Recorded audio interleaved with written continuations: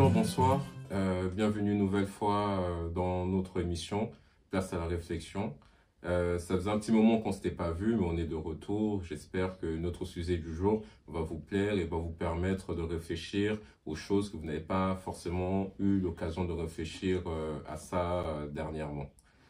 Vous connaissez notre invité, il nous a rejoint aujourd'hui pour nous partager sa réflexion, sa vision des choses en ce qui concerne l'Africain et l'homme noir de manière générale. Bonjour Moïla. Bonjour Nelonga, je dis bonjour, bonsoir à toutes ces personnes qui vont nous suivre à travers cette vidéo. Merci beaucoup. Merci. Sans plus tarder, je vais vous poser la première question.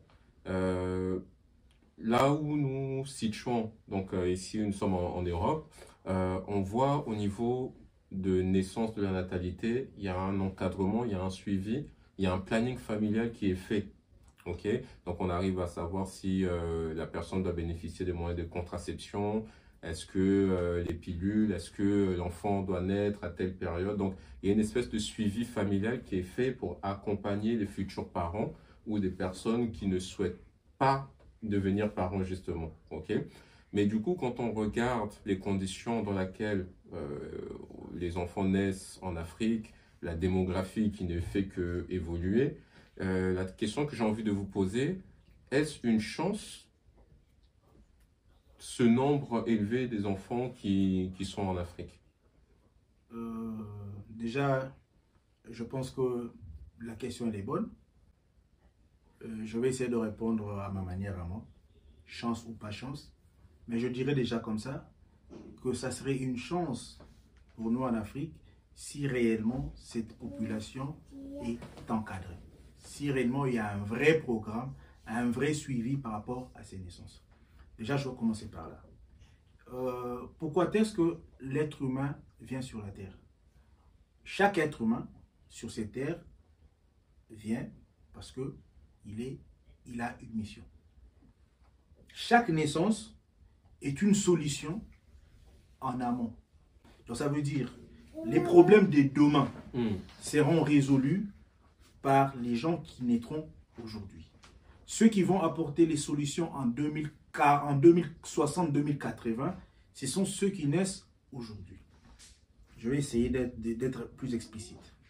Donc, ce qui fait que, ici en Europe, le cas d'espèce, quand une femme tombe enceinte, il y a ce suivi dès la naissance qui va accompagner cet enfant jusqu'à, je crois, vers ses 17-18 ans.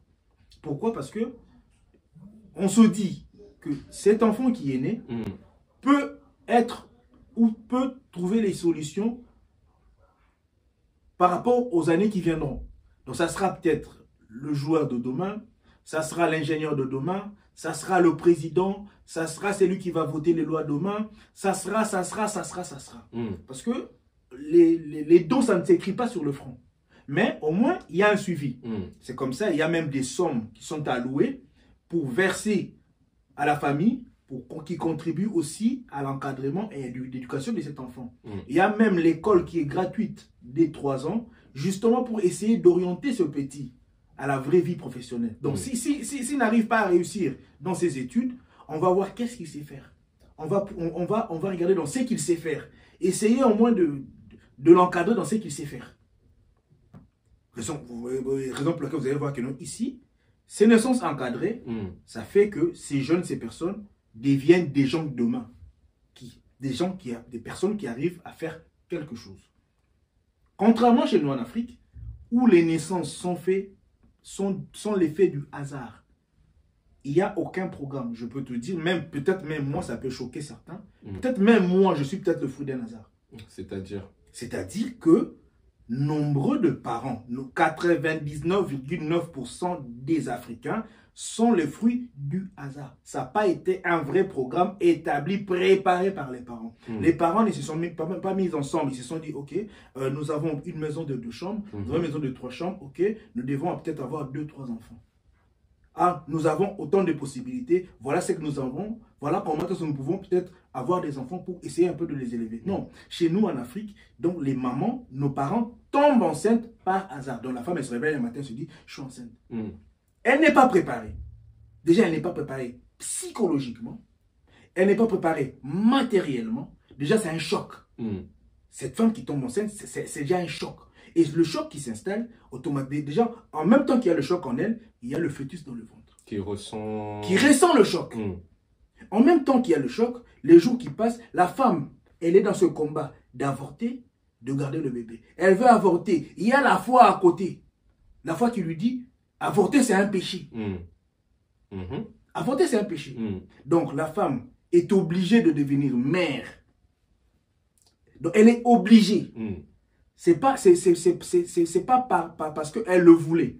Elle est obligée de devenir mère parce qu'il y a la foi à côté. Il y a l'accident. Pour elle, il y a l'accident. Donc, tu es né de cet accident. Et c'est toi qui es né de cet accident. Malheureusement, tu te retrouves dans un pays où il n'y a aucun programme. Déjà, le manger, il est difficile. Les études, c'est difficile. Tout devient difficile. Automatiquement, nous sommes en train de grandir avec aucun programme. On ne sait même pas ce qu'on deviendra demain. Moi, je sais, il y a un jour, je parlais à mon papa me disait, moi, j'ai eu beaucoup d'enfants parce que Dieu m'a donné beaucoup d'enfants parce que Dieu m'avait dit que j'aurais des ministres. Donc, les parents comme ça, tu en trouves dans toutes les familles. Donc, il a eu beaucoup d'enfants parce que dans sa vie, il s'est dit que peut-être j'aurai un fils qui sera député. Peut-être j'aurai un fils qui sera médecin. Mais comment est-ce que tu auras un fils qui sera député, médecin, au moment où tu es même incapable d'envoyer ce fils à l'école? Vous comprenez? Donc, c'est ces femmes qui ont souffert, qui ont eu des enfants, qui ont souffert, pas de leur gré, ils se sont vus imposer, ils sont devenus mères par imposition de la société aussi, et ce gouvernement qui est absent, avec tout, donc, déjà le gouvernement, notre gouvernement, je parle du gouvernement congolais, qui n'a aucun programme par rapport à la femme qui devient mère, il n'y a aucun suivi par rapport à cette femme, et automatiquement, c'est aussi les avenirs des personnes qui sont détruites. Vous savez, une femme enceinte, qui était obligée de faire ses études, quand elle tombe enceinte, elle arrête tout. Et dans un pays qui est comme le Congo, c'est une mort, quoi. C'est une mort. Donc, automatiquement, c'est stop. Tout est stoppé. Elle devient mère, peut-être que c'était un accident. Donc, tout est stoppé, et automatiquement, c'est même son avenir à elle qui est mis en cause. Et le regard des autres. Mais non, comment est-ce qu'on peut penser que la démographie, cette population congolaise qui est grandissante, comment on peut espérer en ce peuple-là qui sort de ça en fait? Qu'il puisse y avoir une chance. Qu'il puisse y avoir une chance. Vous comprenez? Et ça date de combien d'années cette situation? Et nous sommes dans cette situation-là. Donc, moi je dis, j'ai du mal à dire qu'il y a réellement une chance par rapport à la démographie africaine, par rapport à ce que nous sommes comme peuple. Comprenez? Par rapport à ce que nous sommes comme peuple, moi, personnellement, je me dis, j'ai vraiment du mal à accepter et à croire que réellement, cette démographie peut apporter quelque chose. Merci beaucoup pour votre développement. Bah oui, ça c'est, vous avez touché dans un sujet qui me tient à cœur parce qu'il y a beaucoup d'enfants qui traînent dans les rues, dans les bidonvilles, qui sont livrés à eux-mêmes, qui font face à des souffrances, à des maltraitances par rapport à leur environnement. Parce que sûrement, ils sont issus de cette logique-là. C'était peut-être l'enfant de plus, l'enfant de trop, l'enfant qui devait préserver, entre guillemets, l'honneur de sa maman, donc qui a été mis dehors ou jeté, abandonné, pour pas que les gens subissent. Donc, il y a eu un abandon de suivi, de l'accompagnement sur ça. Donc, je comprends votre point de vue sur le fait que l'enfant, finalement, enfin, la démographie n'est pas forcément une chance dans cet encadrement-là, parce que il n'y a pas de suite, il n'y a pas de lendemain qui est encadré par rapport à ça. Donc, je comprends mieux pourquoi vous avez dit que c'était une bonne question que j'avais posée. Je vous remercie, du coup, pour la réponse. Du coup, ça me laisse vous demander, parce que beaucoup de personnes se posent cette question, quand on meurt, on ira au paradis ou en enfer. Ça, c'est logique pour tout le monde. Mais avant de naître, d'où est-ce que nous venons? Alors, d'où est-ce que nous venons? Merci. Je pense que y a certaines questions, il y a certains raisonnements. Si on veut réellement les mettre sur la table, nous n'aurons jamais la même réponse. Je vous laisse développer pour mieux comprendre. Cette question, même si on réunit tous les spirituels de la terre, on on leur pose cette question, nous n'aurons jamais la même réponse. Il y aura 1000 réponses par rapport à cette question. Mais la seule réponse qui va concorder, tout le monde dira que nous venons du monde spirituel. Ça, c'est la seule réponse qui va concorder. Mais comment, d'où venons-nous réellement? Chacun d'eux va donner son point de vue. Alors, pour ne pas léser les autres, je dirais clair que nous venons tous d'un monde qui est spirituel. Le monde immatériel, le monde que ne le touche pas, que ne l'on voit pas. C'est ce monde-là d'où nous venons. Mais nous partons de ce monde-là pour habiter le corps terrestre. Et c'est ce corps-ci, le corps matériel, où nous venons, c'est ce corps-là qui est animé. Mais la seule chose, l'instrument qui anime le corps matériel, c'est l'esprit. Donc l'esprit qui vient du monde spirituel prend en possession le corps matériel pour animer et pour vivre. Donc le corps physique, c'est cet instrument que l'esprit utilise. Donc l'esprit vient du monde spirituel et il emprunte son corps dans le monde physique. Oui, donc voilà, tout ça pour dire, maintenant, cet enfant-là, qui est le fruit du hasard, quel est son but quand il vient s'incarner? Vous avez dit, c'est quoi son rôle? Est-ce que c'est le futur footballeur? Est-ce que c'est le futur député? Est-ce que c'est le futur président? Comment ça se fait que sa naissance a lieu dans ce genre d'environnement? Alors que, on vient de le voir, c'est un environnement qui n'est pas propice à son épanouissement personnel. Ah, la question, elle est bonne. Mais je pense que j'ai bien dit tout haut. J'ai dit ceci. Chaque naissance, toutes les naissances sont des réponses pour les périodes, pour les jours qui viendront. Si nous considérons l'être humain comme une réponse par rapport au problème de l'environnement, c'est là où nous devons déjà comprendre. Chaque naissance, peu importe l'endroit, même ceux qui naissent là-bas au Congo, même ceux qui naissent là-bas dans les pays les plus reculés, chaque naissance est une solution en amont des problèmes de demain. Maintenant, le problème, c'est quoi? Le problème, c'est l'encadrement. C'est cet encadrement-là qui fera en sorte que le don, ce dont tu es venu réellement faire sur terre, puisse ressortir. Vous comprenez? Donc, si il y avait un programme, ça veut dire que c'est ce programme-là qui allait maintenant t'orienter. Donc ça veut dire, on allait t'amener à l'école, comme ici, l'école c'est de 3 ans à 16 ans, obligatoire. Après, tu vas faire le choix. Donc, il y a un programme, tu vas à l'école. Si ça ne va pas à l'école, ok, maintenant, qu'est-ce qu'il peut faire? Comment faire de lui, comment lui rendre utile à la société? Maintenant, voilà qu'on peut te rendre utile à la société. Parce que tu ne peux rien faire, on veut te rendre utile à la société. Tu n'as pas de dons. Ok, rendons-le utile à la société. On te prend, on te forme, on te renvoie, on te rend utile à la société. Donc, allez-y comprendre, mon frère Nelonga, que les présidents africains, les ministres africains, ils sont dans la rue du Congo. Oui. Tous ces chèques-là, c'est des députés, c'est des ministres, c'est des génies, c'est des ingénieurs qui, par manque de suivi, par manque de soutien, par manque d'orientation, se sont retrouvés dans les rues, se sont retrouvés peut-être musiciens, se sont retrouvés à faire ce dont ils ne sont pas réellement venus faire sur cette terre. Donc c'est ça le problème en fait. Dans la question, je dirais, même si nous sommes nés au Congo, tous ces gens, les ingénieurs, les ministres, les footballeurs, ils naissent tous les jours. Ils naissent. Mais sauf que si chaque naissance est une résolution du problème en amont, maintenant, commençons déjà à comprendre, regardons déjà les naissances qu'il y a aujourd'hui en Afrique et projetons-nous dans 30 ans. Si réellement, ces naissances seront les solutions des demain.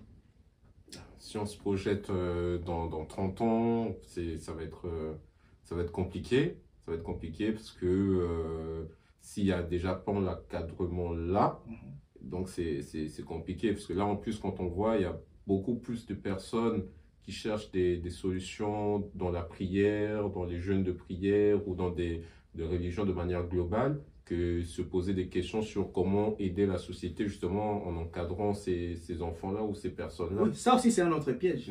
Et le deuxième piège que nous avons, c'est la religion. Le vrai piège, le deuxième piège que nous avons, c'est la religion. Vous savez, il y a combien d'enfants qui sont rejetés à la rue? Ben, il y en a beaucoup. Parce que quand vous avez parlé tout à l'heure des enfants qui naissent Voilà. au hasard, Mhm. bah, il y a aussi beaucoup d'enfants qui sont dans la rue parce que Voilà. le pasteur ou le prêtre a décrété Voilà. que c'était un sorcier. Voilà, c'était ou, un sorcier. Mhm. Quel est l'élément qui prouve que quelqu'un est un sorcier? Voilà, quel est ce caractère? Ah ben, Voilà. Moi, personnellement, je ne sais pas, mais ceux Voilà. qui vont à l'église doivent Voilà, connaître les c'est la caractères. proie, mais non. Mhm. Donc, il y a ceux qui sont rejetés, qui se retrouvent dans la rue parce que Mhm. les parents ont fait un choix Mhm. spirituel. Ils ont accepté de suivre un pasteur. Moi, j'ai été victime de ça. Mhm. Peut-être j'en parlerai un jour. Moi, personnellement, moi qui vous parle, j'ai été victime de ça aussi. Mhm. Moi, j'ai risqué de me retrouver à la rue à cause des églises. Mhm. Vous comprenez? Il y a beaucoup aujourd'hui qui se retrouvent à la rue parce que ce manque d'encadrement. Et tout ça, pourquoi ces hommes de Dieu, ils ont la main dessus? C'est parce que le politique ne fait rien.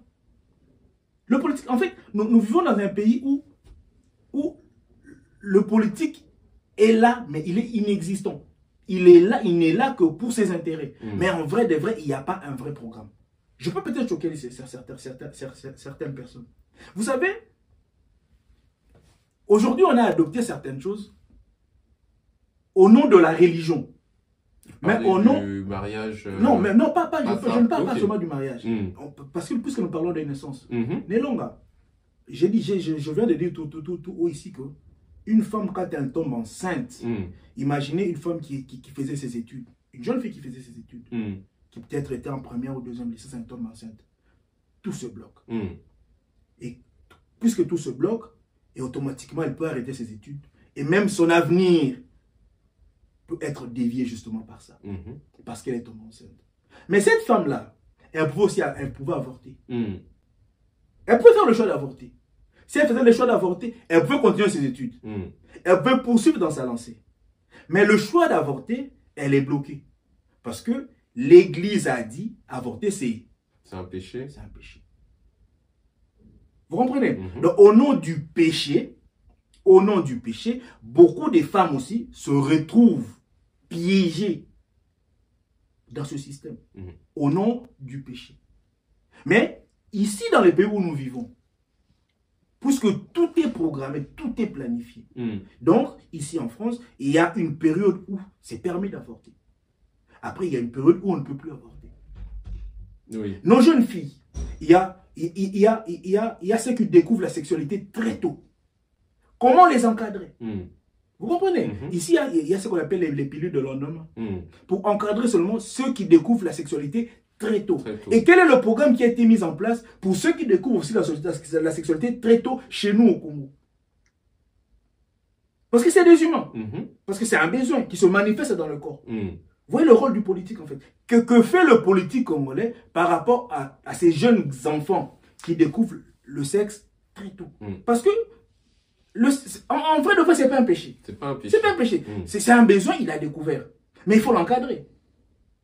Mais puisqu'ils ne sont pas encadrés, vous allez voir les enfants qui tombent enceintes à 15 ans. 15-16 ans. À 16 ans. Qui deviennent mères. À 16 ans, tu deviens mère. Après, il y a le regard de la société. Mhm. Même les maris, enfin les Voilà. futurs maris. Il y a le regard de la société qui est sur toi. Il y a le regard de toutes ces personnes. Comment ils te regardent? Comment ils te jugent? Donc, automatiquement, tu as toute ta vie, tout ton avenir gâché seulement parce que tu es tombé enceinte. Donc, c'est une question pertinente que vous avez posée. Donc, parce que tu es tombé enceinte, c'est toute une vie qui est gâchée. Mais pourtant, peut-être si la même personne s'était retrouvée ici en France, il allait avorter. Peut-être qu'il allait continuer ses études. Mais au nom de la religion, c'est un péché. Mais après, la vie, c'est des choix. La vie, c'est des choix. Il y en a qui disent aussi que c'est la volonté de Dieu. Oui.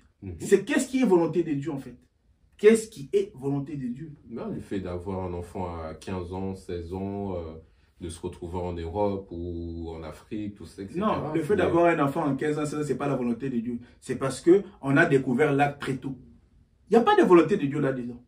C'est parce qu'on a juste découvert l'acte très tôt. Il n'y a pas de volonté de Dieu là-dedans. Aujourd'hui, en 2024, ce sont des discours que nous devons éviter. Ah oui, moi je l'utilise Voilà. pas, mais Éviter c'est des réponses qu'on attend parce que souvent. la plupart des cas, c'est toujours la faute de l'autre. Mhm. Ça veut dire que tu n'es pas responsable, Mhm. c'est l'autre. Vous comprenez? Mhm. C'est responsabiliser l'autre. C'est comme si les deux personnes qui sont allées faire l'acte, Mhm. donc voilà, ils ont été juste animés. Donc c'est pas eux. Non, c'est eux, ils sont responsables de leurs actes. Il n'y a pas Dieu dedans. Si les deux personnes ne sont pas allées s'accoupler, le bébé n'allait pas sortir. N'allait pas venir. Hein. Voilà. Donc, il faut seulement qu'il y ait un programme. Il faut une politique. Il faut que la politique prenne sa place chez nous en Afrique pour qu'il puisse réellement orienter toutes ces personnes, toutes ces naissances. Je pense que demain, on pourra aspirer à une Afrique meilleure.